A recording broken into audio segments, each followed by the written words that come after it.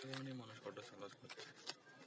বরং এর পিছনে আছে বরং এর পিছনে আরো অনেক কারণ আছে, যেমন দরিদ্রতা, বেকারত্ব, বয়স্কতা এবং প্রতিবন্ধিতা। এখন মানুষ ইচ্ছাকৃতভাবে এই পেশায় জড়িত হচ্ছে। যেমন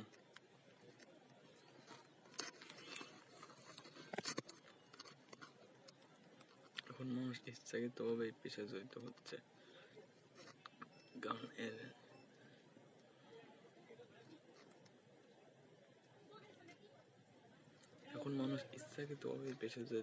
কারণ এর কষ্ট কম, ইনকাম বেশি।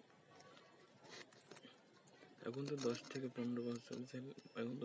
15 বছরের পোলাপান এই অটো পেশায় জড়িত হচ্ছে। এর পিছনে দেয় তার প্যারেন্টস